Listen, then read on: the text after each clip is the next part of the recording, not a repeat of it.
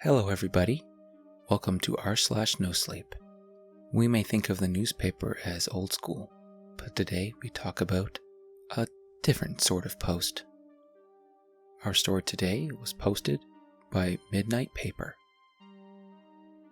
There's a strange paper that's only delivered at midnight. My dad called it the Midnight Paper. It was exactly what it sounded like. A strange kind of newspaper that would show up at some homes at midnight, on the dot, every Wednesday and Friday for us, but on other nights for other houses. I loved hearing about it. We'd sit at his office, late at night, late for me at that age. But that's all I did, hear about it. I never saw one, even though my dad said he had many copies. He never told me any of the stories that were supposedly printed on it. So after a while, I lost interest, grew out of it, until now. After the funeral, I decided to stay at my parents' for a while, see to their bills, think about what to do with the mountain of personal belongings that absolutely nobody would want. It was a Friday. Before I knew it, it was midnight. I'd stayed up in the office poring over a pile of unpaid hospital bills when I'd heard it. 3 knocks at the front door. I looked at my watch. Midnight. On the dot.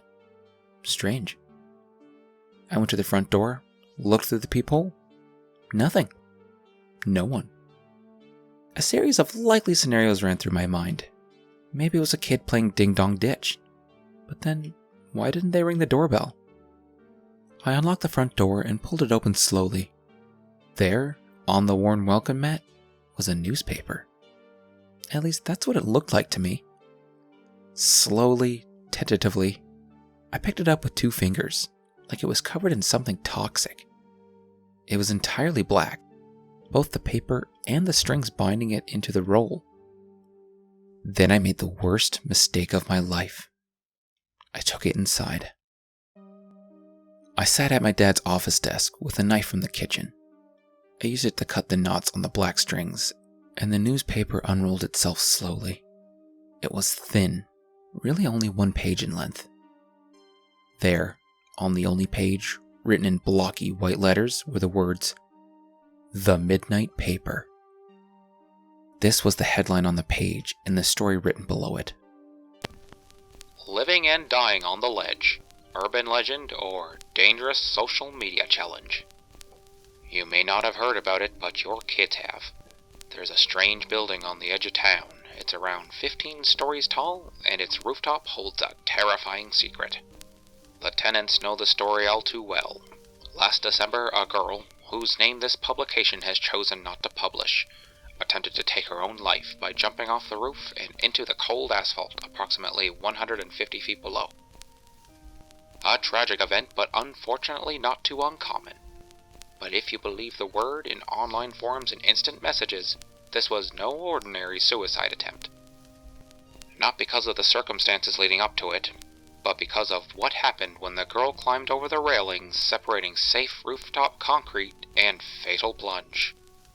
As soon as the girl lifted 1 foot off the ledge, something strange happened. A series of images bombarded her mind. It was her father, crying in her bedroom, surrounded by his daughter's belongings. Then it was her funeral. All her friends in suits and dresses, with grief and pain racking their faces. Then it was her own body, what was left of it.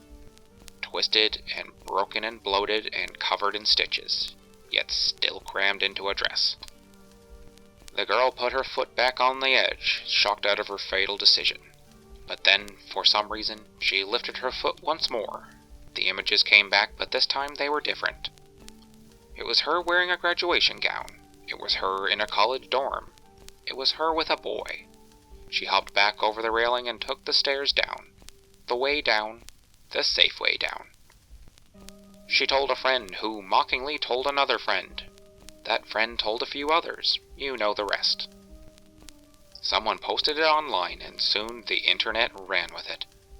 That building became a million others, in a million different towns, and for some reason, people started trying it out. They'd go out in groups to play what soon became known as the Ledge Game. If you stood on the edge of a rooftop on the wrong side of the railing and stuck one foot out, you could see your own future. One such group decided to try the game out, with disastrous consequences. One of the girls in the group chose to go first. She climbed over the railing, stuck one foot out, and soon regretted it. Her friends say she started screaming, her eyes wide and looking off into the distance as if seeing something horrifying. Then those eyes turned to look at her group of friends. She tried to grab one of them, as if trying to pull them over the railing with her, to take them with her as she fell. There was a funeral, with crying friends and a closed casket. Much like the first girl saw, instead of dissuading other teens from trying the game out, this news soon became an urban legend in its own right, growing into an indispensable part of the original tale. But there's something many people can't stop thinking about. What did that girl see? Whatever it was bad enough for her to ignore the visions of her own funeral and her own mangled body. Whatever it was bad enough for her to try to take her own friend's life too.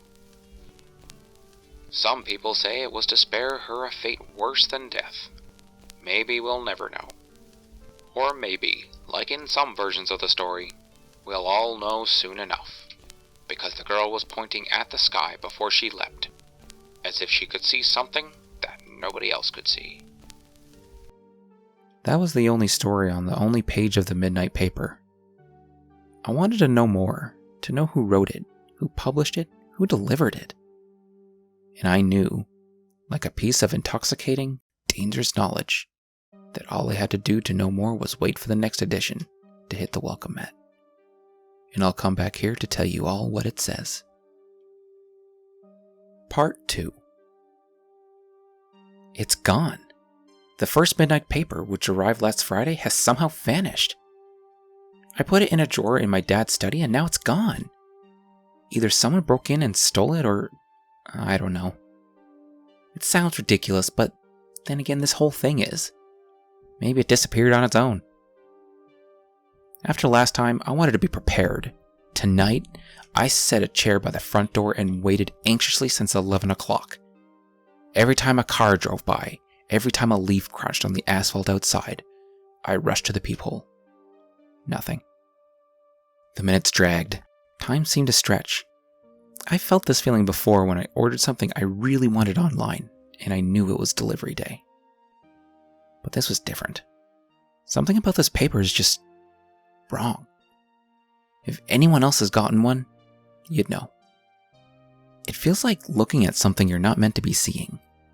Like it somehow slipped through the cracks past all the rigid laws of ordinary life and made its way to you. Holding one in your hand feels like you're touching a physical manifestation of a mistake. I imagine this is what it feels like when you touch something radioactive. As if every second that it's in your presence, it's somehow warping the very fabric of your life. 11:55. It's close. My heart's beating fast. The anticipation coursing through me like a drug. I stood in front of the peephole, not wanting to miss a second. I was looking at my front porch. The street outside was dark, and the front steps were illuminated only by the light above the doorway. I'd placed the welcome mat a little farther away so I could see it clearly through the peephole. And that's when it happened. The light above the doorway started to flicker, slowly, then faster and faster. Suddenly, it shut off completely. The entire porch was smothered in darkness, the only light coming from the streetlights outside. Somehow, the shadows around my doorstep were darker than the rest, as if swallowing every last hint of light. Then the light turned on again. Through the peephole, I could see that my front porch looked normal. The bulb above the doorway shone steadily, as if nothing had happened. I rushed, my fingers slamming against the lock, and pulled the front door open. The front door was empty. The street was empty. 1 second passed. 2. The normal sounds of the world around me started to seep back in. I looked down at the welcome mat and it was there.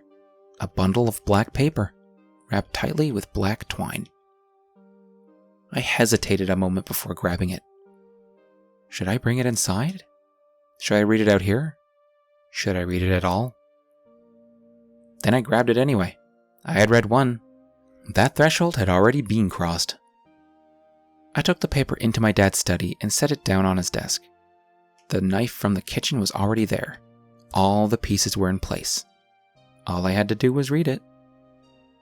I grabbed the knife, cut the twine, and watched the paper unfurl itself like a strange flower. Immediately, the white words jumped out at me, and I started reading. There were a few pages this time, including the front cover, but still only one story. This is what was printed on those black pages. The Removal Doctor. Police warn of dangerous individual. After a spate of reports of a so-called removal doctor, local police urge residents to stay away from strangers who approach them in public places and to avoid abandoned buildings of any kind. It started a few months ago. The first report appeared on an online forum for reporting interactions with strange individuals, and this one certainly fit the bill. The anonymous user stated that she was walking across a public park just before closing time when a man approached her and introduced himself as the Removal Doctor. The woman wrote that, at the time, the man seemed professional, reliable, and had a strange persuasiveness about him. The man gave the woman a card and walked off. She has since lost it, but according to her, the card simply had an address printed on either side. The next day, the woman decided to check the address out. She inputted it into a map application and arrived, only to discover that the building had long since been abandoned. Undeterred, she found an open door and walked in. The rest is internet history. Inside the building, the woman was greeted by what looked like a state-of-the-art clinic. The floors were epoxy and spotless. The walls were painted white, and there were tarps set up to cover any broken windows. There were even fluorescent lights hanging from the ceiling. This was a far cry from the kill room the woman had imagined upon finding the abandoned location, but now her mind was wandering more toward an underground organ trafficking ring. She was half right. The woman reports that she found the door to a clinic in the back of the building. She knocked and was welcomed inside. What was awaiting her was a consultation office straight out of a high-end hospital. There were doors to several rooms. One she could see was labeled as containing a CAT scan machine. Another was labeled as a dentist office. In the center of the room was a desk, and behind that desk was the same man she had met in the public park. The woman was unable to describe him clearly in her post, only stating that the man was wearing a lab coat and that his face was hidden behind a surgical mask.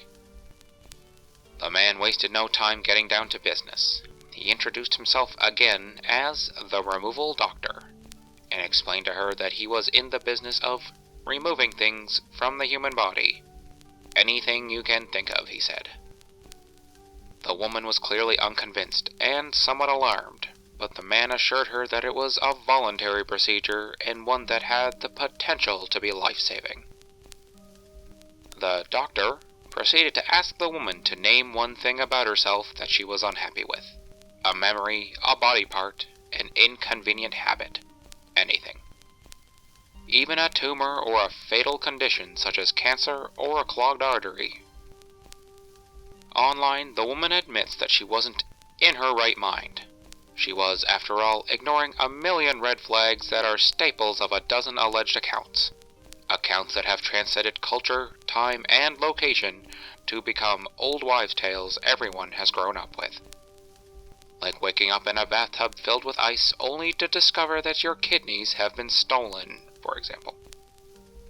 Luckily, this wouldn't be the case for this woman, nor has it been the case for anyone who has encountered this strange man. There was no bathtub filled with ice, at least. The woman decided against asking to have anything physical removed, perhaps fearing that there were other parties listening in who were ready to act on her words right away. She did, however, state that she wouldn't mind parting with her crippling procrastination. The doctor nodded, as if he were expecting this answer, then explained to her that this was an exchange. He would take something she didn't want about herself, but he could pick anything of hers that he wanted in return. The woman was hesitant but ultimately agreed, allowing the man to lead her to a private examination room. The woman claims that, a few hours later, she woke up in the same building, but everything around her was different. The floor was filthy concrete, the walls were covered in chipped paint, and there were no examination rooms or medical equipment of any kind. She stated that she immediately chastised herself mentally for falling for a trick a child could see through. After quickly checking herself for stitches or wounds, she was unable to find any mark on her skin. Not even a bruise, she wrote. It was only a few days later that she realized that something actually had happened in that building. She's a writer and was unable to start working before hours upon hours of watching YouTube videos and playing mobile games. But now she could sit and get to work immediately. It really did seem like the removal doctor had surgically removed her procrastination. She was elated, but only at first. Soon, she realized that something was wrong. First, it happened when she was in a video chat with her sister and her newborn. Then it happened when her girlfriend arrived at their apartment. Finally, she confirmed her fears in front of her bathroom mirror. No matter how hard she tried, or for how long, she was unable to smile. Dozens of doctor's appointments later, the cause is still unknown. Some of them have said that it may be a mild face paralysis caused by stress. But I know better, the woman wrote. She's convinced it was the removal doctor. I hate him, she wrote in her post. Everyone used to say I had the nicest smile, but now it's gone. But why take her smile? The woman described her last moments of consciousness. Just as the removal doctor administered an IV filled with anesthetic, she spotted a room off to one side. The door was half open, and she could see a gurney with a blanket over it. It was obvious that given the size and the shape of what was underneath it, that it was a person, but the shape was wrong. Parts were missing, she wrote. The shape was off, but it had a head and 2 legs. There were jars along the far wall, jars with all manner of body parts. There are nights, the woman wrote, where she dreams she's back in that strange clinic. Nights where she's convinced she remembers part of what happened when she was under. She spots grotesque and bizarre surgical tools through blurry eyes, hears the doctor muttering to himself, hears him saying that something, or someone, is almost complete. Other stories about the removal doctor's patients have surfaced. One man who claimed to have asked the doctor to remove his addiction to cigarettes had his tongue removed as well. Another man who asked to have his fear of heights removed had his ability to drive taken. A man with a brain tumor asked for it to be removed, only to wake up without one of his legs. A woman asked for her depression to be removed and lost one of her eyes in the process. One of the accounts spreading the rumor even claimed that a missing person who was found without his head was one of the doctor's victims. Still, when asked what, if anything, this person may have asked to have removed, this anonymous poster couldn't say. Whatever it was, it had to be huge. Something that he and a large group of people shared, like a fear or a financial condition. Speculation abounds in most of these reports, but this Headless Corpse shares something in common with all other alleged reports.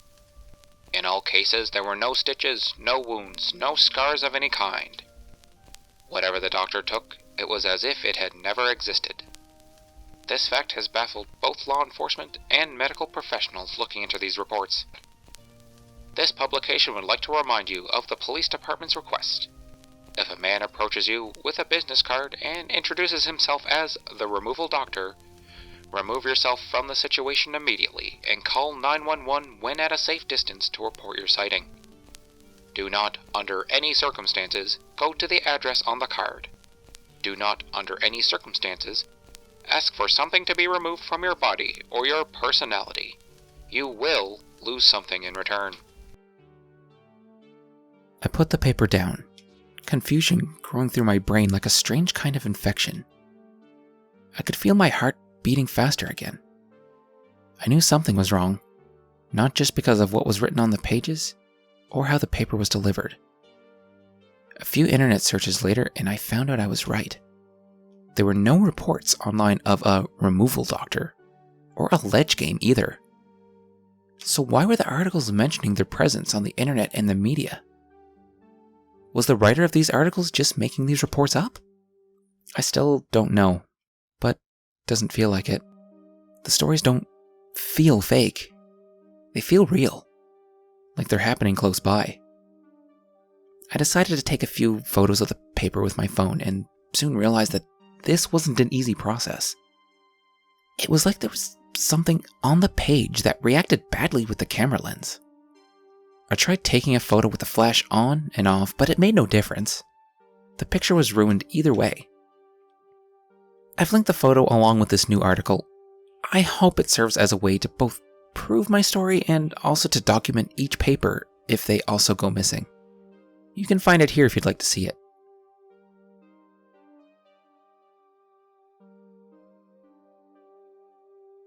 If what my dad said was true, I've made a grave mistake. Never read one, he told me once.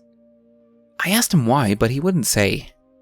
He just changed the subject or blurted out, "Just don't," or "because." Eventually, I thought he was just trying to scare me and forgot all about it. Now I wish I had asked him more about the midnight paper, about why I should never read it, about whether or not I should even touch it or bring it inside. All I know is that my dad said the paper arrived on Wednesdays and Fridays at our home. So there'll be another one coming Friday night. It seems like it's too soon, too overwhelming. But I'm gonna keep going, to keep documenting it. And next time, I want to try to have the door open when the shadow shows up once again. Thank you very much for listening. If you like the style of the video, please let me know. If you're on YouTube, please leave a like, comment, and subscribe if you like the video. If you're on the podcast, please leave a review on whatever platform you're listening on. And if you want to support me, please donate to my Ko-fi account with the links found in the descriptions. If you want to see the post by the original author, the links for the original post are down in the description, and I encourage you to check out their other work. Thank you very much for listening, and I'll see you all next time for more Reddit content.